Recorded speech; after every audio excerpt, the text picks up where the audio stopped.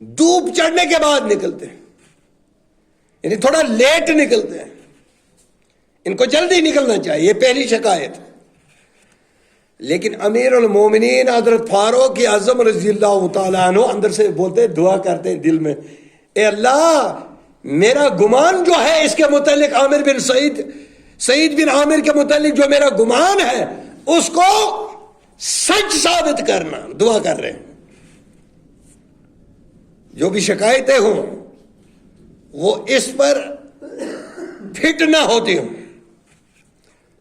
یعنی سعید بن عامر ان شکایتوں سے پاک ہونا چاہیے۔ اے سعید صفائی دے دو، آپ دیر سے دفتر کیوں جاتے؟ گورنر ہاؤس بھی کیا تھا؟ یہ گورنر ہاؤس نہیں جس میں کروڑوں اور اربوں روپے لگا کر کمکمے ہی اس میں کروڑوں میں ہوتے ہیں، چھوٹی سی کوٹری، کوٹھا سمجھ لو، جس طرح ڈوک میں جاتے ہیں نا کوٹھا ہوتا ہے نا ادھر، وہ عارضی اسی طرح کا کوٹھا تھا۔ امیر گورنر ہاؤس ایسا ہی ہوتا تھا۔ بولا حضرت مجھے بولنا نہیں چاہتا، یہ اللہ اور میرے درمیان میں یہ راز کی بات تھی، میں بولنا نہیں، لیکن اگر نہ بولوں تو آپ مجھے مجرم سمجھو گے، اس لیے صفائی دینے کے لیے مجبور ہوں۔ امیر المومنین میں گورنر ضرور ہوں، لیکن اتنی طاقت نہیں کہ میں ایک خادم رکھ سکوں، میں خود آٹا گونتا ہوں، پھر انتظار کرتا ہوں جب اس کا خمیر چڑھ جاتا ہے، پھر میں روٹیاں بناتا ہوں، اپنے اہل عیال کو کھلاتا ہوں، خود بھی کھاتا ہوں، اس کے بعد دفتر کی طرف نکلتا ہوں۔ آج پانی کا گلاس اٹھا کر حکمران راضی نہیں ہوں، اپنے لیے، اپنے پیٹ کے لیے آپ اس کو چمچ سے کھلانے والے بھی رکھیں، خود نہیں کھاتا، ہاتھ سے تکلیف ہوتی ہے، تھک جاتا ہے۔ سعید بن عامر رضی اللہ تعالیٰ عنہ روٹیاں بنا رہے، بیوی بھی تھی نا، بیوی کو تکلیف ہوگی، بیمار ہوگی، روٹی تبھی تو روٹی خود بنا رہے ہیں۔ یہاں سے کیا معلوم ہوا؟ صحابہ اپنی بیویوں کی ہیلپ کرتے تھے، مدد کرتے تھے، ان کو آٹا گوندھ کر دیتے تھے۔ میرے محمد رسول اللہ صلی اللہ علیہ وسلم اپنے ازواج مطہرات کو آٹا گوندھ کر دیتے تھے، ہاتھ بٹاتے تھے گھر کے کاموں میں۔ آج اگر بتائے بولا یہ بھائی یہ ہو گیا اب بیوی کا غلام، جورو کا غلام، یا عام طور پر جورو کا غلام ہے، یہ جورو کا غلام نہیں، یہ محمد مصطفیٰ صلی اللہ علیہ وسلم کی سنت کو نبھا رہا ہے۔ آپ نہیں جان رہے یہ کتنا ثواب کما رہا ہے، یہ نیکیاں کما رہا ہے، اور آپ کو یہ جورو کا غلام نظر آ رہا ہے۔ تو امیر المومنین نے پڑھا الحمدللہ رب العالمین، ایک شکایت ختم ہو گئی۔ اب دوسری، بولا بولو دوسری شکایت کیا ہے؟ فرمایا امیر المومنین یہ رات کو کسی کی نہیں سنتے، کسی سے ملتے نہیں، اگر رات کو ہم اس کو ملنے آئے یہ ملتا نہیں۔ دے بھائی صفائی، بول بھائی کیوں نہیں مل رہا؟ اگر تو دن کو ان کا گورنر ہے، رات کو بھی ان کا گورنر ہے، رات کو کیوں نہیں ملتا؟ امیر المومنین یہ بات میرے اور میرے رب کے درمیان جو راز تھی، اب مجبور ہوں، مجھے کون بولنا پڑے گا؟ حضرت میں نے دن عوام کے لیے رکھا ہے اور رات میں نے میرے اللہ کے لیے رکھی ہے، میں اللہ کی عبادت کرتا ہوں، جب میں اللہ کی عبادت کرتا ہوں میں دنیا سے کٹ جاتا ہوں، دن کو لوگوں کی خدمت کرتا ہوں اور رات کو اللہ کی عبادت کرتا ہوں، اس لیے میں رات کو کسی سے ملتا نہیں۔ ساتھ ساتھ پڑھتے ہیں امیر المومنین الحمدللہ۔ دوسری بھی ختم ہوگی، اب بولا بھائی تیسری کیا ہے؟ بولا حضرت مہینے میں ایک بار غفلت سے کام لیتے ہیں، یعنی دفتر ہی نہیں آتے ہیں، ایک دن 29 دن آتے ہیں لیکن ایک دن نہیں آتے، ایک دن چھٹی مار لیتے ہیں، ادھر چھٹیاں ہی چھٹیاں۔ یقین نہیں آئے گا، یہ جو ہمارے جو ہے نا حکمران، ان کو جہاں پر یہ دفتروں میں بیٹھتے ہیں نا، ان کے ساتھ ایک روم ہوتا ہے آرام کرنے کے لیے، وہ سوتے بھی ہیں وہاں جا کر، دن میں دفتر میں کام کچھ نہیں، لیکن سونے کے لیے رکھا ہے بھائی انتظام، اس کو تکلیف ہو رہی ہے بھائی۔ ایک دیکھو یہ لقد کان لکم فی رسول اللہ اسوۃ حسنہ، ہمارے لیے محمد رسول اللہ صلی اللہ علیہ وسلم اسوہ حسنہ، اور صحابہ ہمارے لیے اسوہ حسنہ۔ ہم سلفی ہیں، وہ جو ہے وہ ہمارے اسلاف ہیں۔ سلفی اسی کو کہا جاتا ہے جو صحابہ کی طرف منسوب ہو، جو صحابہ کے منہج پر ہو، جو صحابہ کے طریقے پر ہو، جو صحابہ کو اپنا مفتی مانتا ہو، اس کو سلفی کہا جاتا ہے۔ بتا بھائی میرے گورنر سعید، بتاؤ کیا بات ہے، کیوں غفلت سے کام لیتے ہو، ایک دن دفتر کیوں نہیں جاتے ہو؟ فرمایا حضرت میرے پاس کپڑوں کا ایک ہی جوڑا ہے، جو گھر میں بھی لگاتا ہوں، دفتر بھی وہی لگاتا ہوں، مہینے میں ایک بار میں اس کو دھوتا ہوں، اور یہ سوکھتا ہے تب تک میں گھر سے باہر نہیں نکلتا۔ نکلے گا کیسے؟ ایک ہی جوڑا ہے۔ جب اس کو دھو لیا تو کس حالت میں؟ گورنر کس حالت میں؟ جب تک اس کے کپڑے سوکھ جاتے ہیں وہ دوسرے کپڑے پہننے کے لیے میسر نہیں ہے۔ یا ایھا الذین آمنوا کتب علیکم الصیام کما کتب علی الذین من قبلکم لعلکم تتقون، اللہ سے ڈرنے والے بن جاؤ، متقی ہو جاؤ، پرہیزگار ہو جاؤ، تو ایسے ہو جاؤ سعید بن عامر کی طرح سے اپنا جو کریکٹر بنا لو۔ پرہیزگار ہونا ہے، اللہ سے ڈرنا ہے، اللہ سے ڈرنے والے بنو تو ایسے بنو۔ حضرت عمر رضی اللہ تعالیٰ فرماتے الحمدللہ رب العالمین۔ تیسری شکایت بھی بولا بھائی اور کوئی شکایت ہے؟ بولا ایک اور ہے۔ بولا کیا ہے؟ حضرت یہ مجلس میں کسی وقت یہ بیٹھے بیٹھے ان کو گشی تاری ہو جاتی، بے ہوش ہو جاتے۔ بول بھائی میرے گورنر کیا بات ہے، کیوں تجھے گشی آتی ہے؟ بولا حضرت جب میں مکہ میں تھا، کبھی بن عدی جب اس کو مکہ کے مشرکوں نے پکڑ کر لایا تو میں وہ منظر دیکھ رہا تھا۔ میں ابھی مسلمان قریب ہو رہا تھا لیکن ابھی مسلمان نہیں ہوا تھا، لیکن میں نے دیکھا، میں بھی تماشا گیروں میں آیا۔ کوئی اس کو تلوار سے گھسونے مارتا، کوئی اس کے بولتے ہیں ترشول جیسا ہوتا تھا، اس وقت ہتھیار ہوتا تھا، اس سے تیر کمان سے مارتے تھے۔ آخرکار اس کو سزا دے دی، پھانسی پر لٹکا دیا۔ تو وہ منظر جب میرے سامنے آتا ہے میں اب سوچتا ہوں کہ اللہ نے اگر مجھے پوچھ لیا بھائی تیرا کیا کام رہا، آپ نے کوئی مدد کی اس کی؟ کبھی بھی نہ دی۔ تو جب وہ منظر میرے سامنے آتا تو میں بے ہوش ہو جاتا ہوں، میں اللہ کے پاس کیا جواب دوں؟ حضرت امیر المومنین حضرت فاروق اعظم رضی اللہ تعالیٰ عنہ نے فرمایا بھائی اور کوئی شکایت ہے اپنے امیر کے متعلق، اپنے گورنر کے متعلق؟ بتاؤ۔ بولا نہیں حضرت اب کوئی شکایت نہیں، بس یہ جو تھا اتنا ہی تھا۔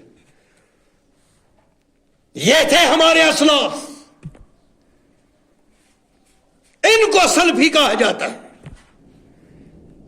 یہ ہے وہ منہج جس منہج کے لیے نبی کریم صلی اللہ علیہ وسلم کو اللہ رب العالمین نے مبعوث کی۔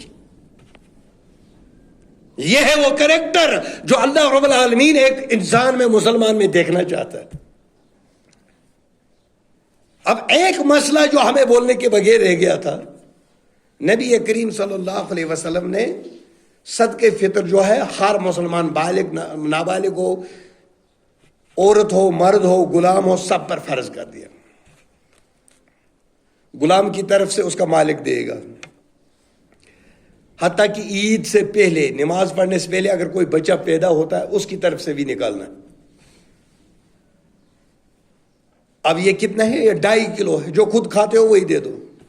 افضل یہی ہے، کہیں بھی پیسہ، نقد پیسہ کہیں نہیں ملتا ہے۔ یہ اجتہاد کیا ہے علماء نے، پھر اس کے بعد فتویٰ دے دیا۔ اصل میں جو بات ہے جو خود کھاتے ہو وہی صدقہ فطر دے دو۔ نبی کریم صلی اللہ علیہ وسلم کھجور دیتے تھے، لگاؤ قیمت کھجور کی. نارمل کھجور 200-250 روپے کلو ہے. 2.5 5 6 650 روپے بنتا ہے. پھر وہ پنیر بھی دیتے تھے محمد رسول اللہ صلی اللہ علیہ وسلم. پنیر کتنا بنتا؟ 300 آج کلو ہو گیا. 3 3 6 ایک ساتھ 750 روپے پھر بنتا ہے ایک آدمی کا. ان کے زمانے میں کشمش دیتے تھے, قیمتی کشمش 300-400 روپے کلو ہے. 4 4 8 2 10 ہو گیا, 1000 روپے دے دو پھر ایک آدمی کا. اصل میں جو خود کھاتے ہو, مکھ کھاتے ہو, اسی کے حساب سے صدقے فطر نکالو. چاول کھاتے ہو, اسی کے حساب سے صدقے فطر نکالو. اگر مکس کھاتے ہو, آدھا آدھا نکال کر اس کے گھر میں پہنچا دو. اور اس میں جنس دینا افضل ہے. میں نہیں یہ کہوں گا کہ نقد دینا منع حرام ہے, نہیں, ایسی بات نہیں ہے. علماء نے جو اجتہاد کیا اس میں بھی فائدہ ہی فائدہ ہے. اگر کوئی ایسے بھی دیتا ہے اس کا ادا ہو جائے گا, لیکن افضل جو ہے وہ افضل یہی ہے جو خود کھاتے ہو, 2.5 کلو کے حساب سے ایک آدمی کا غریب و غرباؤں کے پاس پہنچا دو. اب اور یہ عید نماز پڑھنے سے پہلے ہونا چاہیے. اور اگر اس کے بعد دے دو گے, یہ عام صدقہ ہوگا, یہ پھر صدقے فطر نہیں. نبی کائنات صلی اللہ علیہ وسلم, اللہ رب العالمین نے انہیں رحمت بنا کر بھیجا اور ہمیں اس دین کا مکلف بنایا جس دین کو 23 سال میں محمد رسول اللہ صلی اللہ علیہ وسلم نے صحابہ کو سکھایا. اور جو وہ طالب علم تیار ہوئے نا, نبی کریم صلی اللہ علیہ وسلم کے شاگرد جو تیار ہوئے نا, پھر وہ پہاڑوں کی طرح ڈٹ گئے. باطل ان کا کچھ نہیں بگاڑ سکا. آپ دیکھ لیجئے, جیسے پچھلی بار یہ شب قدر 2 ہوئی کہ نہیں ہوئی, یہ افسوس کا مقام نہیں ہے. آپ کو کیا لگ رہا ہے یہ بہت چھوٹا نقصان؟ ہم یہ سمجھتے ہیں بھائی انہوں نے بنا لی, ہم نے بنا لی. بھائی یہ بہت بڑا چیلنج ہے.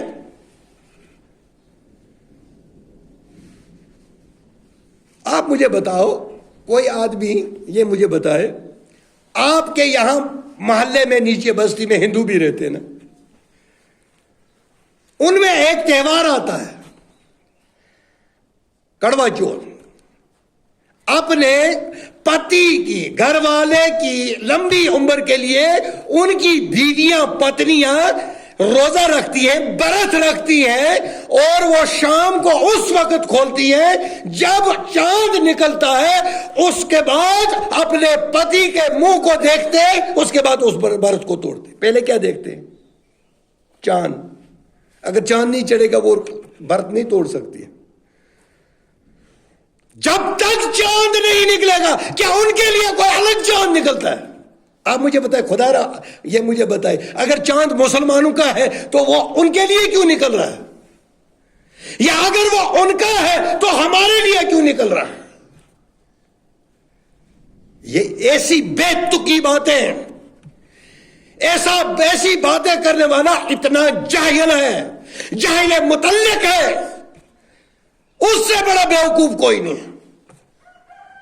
بھائی یہی چاند ان کو کروا چوتھ کا برت توڑواتا ہے, اور یہی چاند دیکھ کر ہم روزہ رکھتے ہیں, اور یہی چاند دیکھ کر ہم عید مناتے ہیں, اور یہی چاند دیکھ کر یہودی روزہ رکھتے ہیں, عیسائی روزہ رکھتے ہیں. ہر مذہب کے اندر روزے کا تصور جو موجود ہے. تھوڑی ان کے مذہب کے ٹھیکیداروں نے بیچ میں تھوڑی تبدیلی کری, تھوڑی کنسیشن دے دی, بولا یہ چیزیں کھا لو, کچھ نہیں ہوگا. آگ پر پکی ہوئی نہیں کھانا, کیلے کھا لو, دودھ پی لو. نوراترے کے برت رکھتے ہیں نا, تصور موجود ہے, روزے کا تصور موجود ہے. جو ان کے پاس نبی اس وقت آیا ہے, اس نے جو بتایا تھا اس کا تصور موجود ہے, لیکن مذہب کے ٹھیکیداروں نے بیچ میں تھوڑی سی ترمیم کر, بھائی اتنا تھوڑی سی کنسیشن دے دو. تو اس روزے کا مقصد مفہوم یہی ہے کہ آدمی متقی بن جائے, پرہیزگار بن جائے. جس طرح سے اس مہینے کے اندر اس نے پرہیزگاری اختیار کی، اسی طرح سے باقی 12 مہینوں میں بھی یہ پرہیزگار رہے، 12 مہینوں میں یہ بے حیائی سے دور رہے، 12 مہینوں میں یہ سچ بولے، 12 مہینوں میں کسی کا حق نہ کھائے، باقی 11 مہینے جو ہے اب چھٹیاں ہو جائیں گی آدھے لوگوں کی۔ کل تک لڑائیاں بھی ہوتی تھی مسجد میں، 8 پڑھیں گے 20 پڑھیں گے 30 پڑھیں گے 40 پڑھیں گے، اب کوئی لڑائی نہیں ہوگی، پریشانی مت لے لو۔ جو 12 مہینے پڑھنے والے ہیں وہ آرام سے نمازیں پڑھے، اس مہینے میں ایسا ہوتا ہے کیونکہ یہ اسی دن آئے ہوتے ہیں، یہ نیا تماشا دیکھتے ہیں بھائی ادھر کیا ہو رہا ہے، تو ان کا کام ہی ہوتا ہے کہ اب ہم نے 30 دن کے بعد تو نکلنا ہے، کم سے کم اس مہینے میں شغل تو کر لیں۔ اس مہینے میں شیطان کو باندھ دیا جاتا، زنجیروں میں جکڑ دیا، لیکن انسانوں کو تو نہیں باندھا گیا نا۔ ہر انسان کے ساتھ ایک شیطان ہے، جن۔ نبی کریم صلی اللہ علیہ وسلم نے فرمایا، حدیث ہے اور صحیح حدیث ہے، ہر انسان کے ساتھ ایک شیطان جن ہے۔ تو صحابہ نے عرض کیا، یا رسول اللہ آپ کے ساتھ؟ بولا ہاں میرے ساتھ بھی ہے، لیکن میں نے اس کو مسلمان بنا دیا ہے، میں نے اس کو تابعہ بنا دیا، میں نے اس کو فرما بردار بنا دیا، اب جو میں کرتا ہوں وہی وہ کرتا ہے، میرا کنٹرول ہے اس پر، اس کا کنٹرول مجھ پر نہیں۔ لیکن ہمیں یہ فضیلت حاصل نہیں، ہم نے اس کو کنٹرول دیا، اپنا کنٹرول اس کے ہاتھ میں دیا۔ کاش اس کا کنٹرول اپنے ہاتھ میں لیا ہوتا، اس کو اپنے تابعہ بنا دیا ہوتا، ہم اس کے تابعہ ہیں، جو وہ بولتا وہی ہم کرتے۔ اس لیے اس روزے کا مقصد یہی ہے کہ اللہ سے ڈرنے والے بن جاؤ، خوف کھانے والے۔ اب ایک آدمی میں بتاؤں خوف کیا ہے؟ تقویٰ یہ ہے کہ آپ اندھیری کوٹری میں بیٹھے ہیں، کوئی آپ کو نہیں دیکھ رہا ہے، کنڈی لگائی ہوئی ہے، پانی بھی موجود، کھانا پینا موجود، نہیں کھاتے۔ کیوں نہیں کھاتے؟ یہی تقویٰ ہے، اللہ سے ڈر۔ ارے بھائی مجھے دنیا کے لوگ نہیں دیکھ رہے لیکن میرا اللہ مجھے دیکھ رہا ہے۔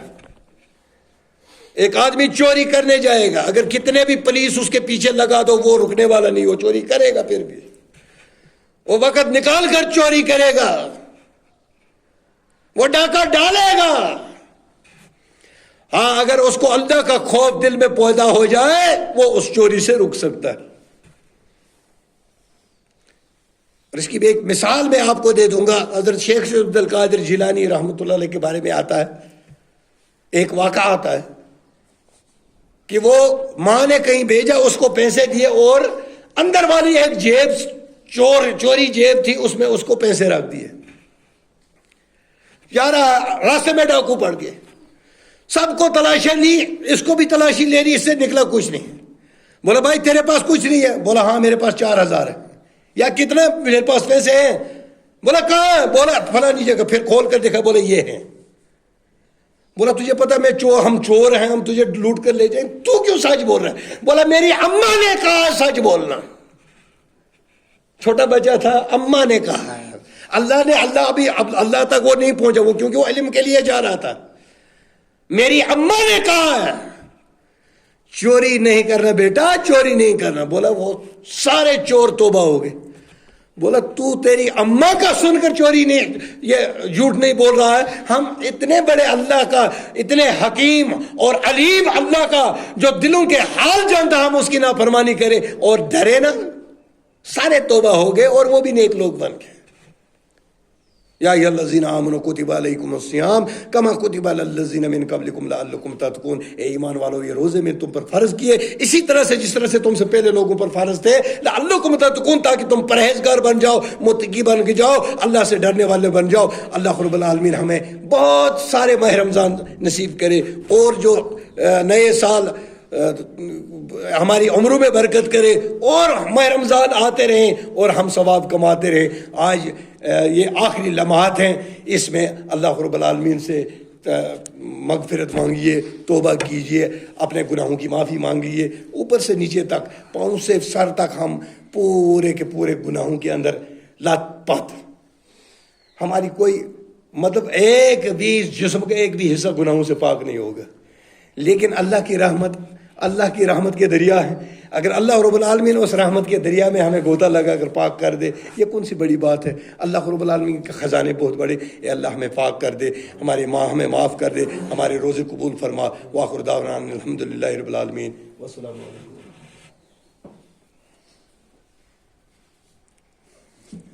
الحمدللہ الحمدللہ الذی نحمده ونستعینه ونستغفره